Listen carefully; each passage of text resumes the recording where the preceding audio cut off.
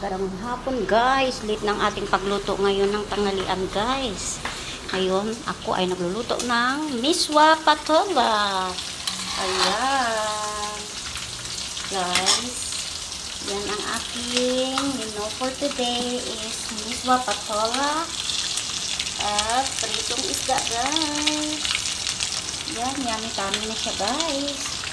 Late na ang aking lunch time kasi pumasok pa ako kanina guys. O diba? Miswa.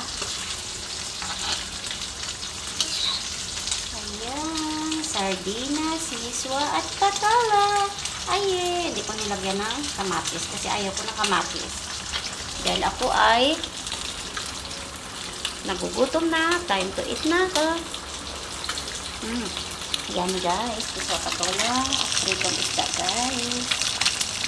Kaya, ihahain na na.